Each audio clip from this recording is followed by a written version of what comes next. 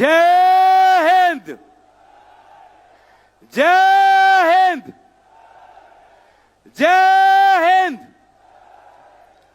आज इस मंच पर उपस्थित कांग्रेस वर्किंग कमेटी के सदस्यगण, सांसदगण, प्रदेश अध्यक्षगण, विधायकगण और देश के हर कोने से आए हुए कांग्रेस के साथियों, मैं सबसे पहले आदरणीय राहुल गांधी जी का आभार प्रकट करना चाहूंगा कि जो वोट चोरी का नारा उन्होंने बिहार के सड़कों पे उठाया, उस वोट चोरी की गूंज हमने सदन के अंदर हमने सुनी, पूरे देश भर ने सुनी कि किस प्रकार से चुनाव आयोग निष्पक्ष नहीं है, किस प्रकार से चुनाव आयोग भाजपा सरकार का एक कठपुतली बन चुका है। और इसीलिए आज हम सब दिल्ली के इस राजधानी में आए हैं राहुल गांधी जी के हाथ को और मजबूत करने के लिए, देश की आवाज को और मजबूत करने के लिए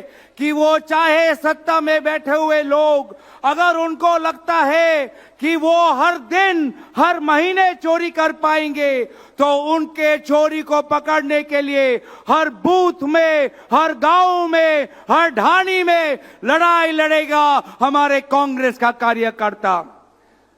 आज सदन में हमने देखा कि भाजपा सरकार समझती थी कि वंदे मातरम के ऊपर भाषण होते हुए वो कांग्रेस पार्टी की छवि को धूमिल करेगी, लेकिन हमने देखा कि किस प्रकार से जब हमारी नेत्री प्रियंका गांधी जी जब सदन में खड़े होकर कांग्रेस पार्टी की इतिहास हमने जब भाजपा को सुनाई तो भाजपा का मुंह बंद हो गया।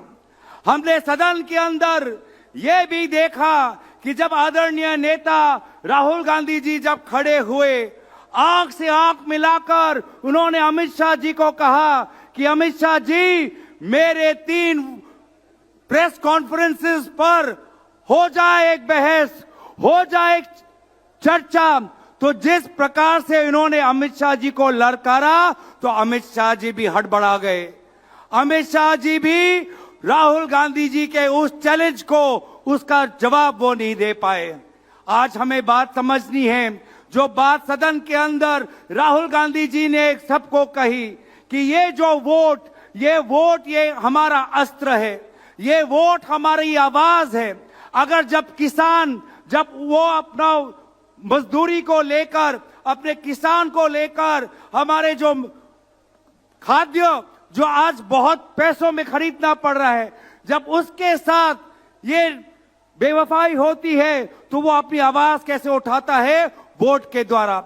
जब बेरोजगार युवा, जब उसको नौकरी नहीं मिलती तो वो अपना आक्रोश कैसे व्यक्त करता है? वो वोट के द्वारा।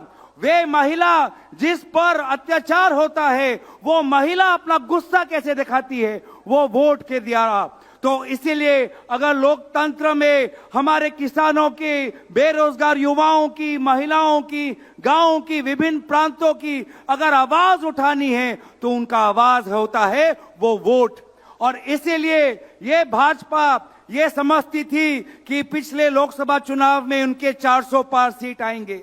जब देखा कि 400 पार उनका सपना विफल हो गया, लोग उनके खिलाफ हैं, तो उन्होंने ये वोट चोरी शुरू की।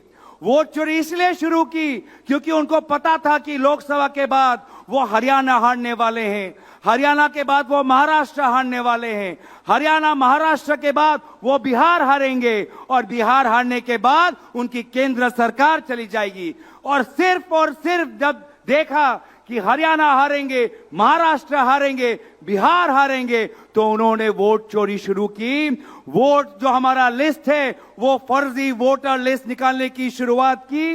इलेक्शन के बीच 10,000 रुपए फैलाने की बात की और केंद्र निर्वाचन आयोग, chief election commissioner Amit Shah ji के एकदम खास ज्ञानेश कुमार जी को चीफ इलेक्शन कमिश्नर के कुर्सी पर बैठाया, और ताकि कोई भी उन पर कानूनी कार्रवाई ना हो, इस प्रकार से एक नया कानून लेके आए हैं। और इसीलिए लोगों आज हमें ये नहीं समझना चाहिए कि कांग्रेस पार्टी अगर ये 3 निर्वाचन में अगर हम पीछे हो गए तो हम कमजोर हो गए। नहीं, हमारी वो पार्टी है जिसने स्वतंत्रता सेनानियों के साथ हमने त्याग किया, बलिदान किया, और इसीलिए आज भी हम लोगों की आवाज बनते रहेंगे। हम राहुल गांधी जी से, सोनिया गांधी जी से, मल्लिकार्जुन खड़गे जी से प्रेरणा लेते हुए हम आगे जाएंगे। मैं सभी दूर से आए हुए उत्तर भारत से, दक्षिण भारत से, उत्तर पूर्व, पूर्व और पश्चिम से सभी को अपना विनम्र नमस्कार देते हुए मैं यहीं पर अपना भाषण समाप्त करता हूं। धन्यवाद। जय हिंद, जय हिंद, जय हिंद। बहुत बहुत धन्यवाद। वंदे मातरम।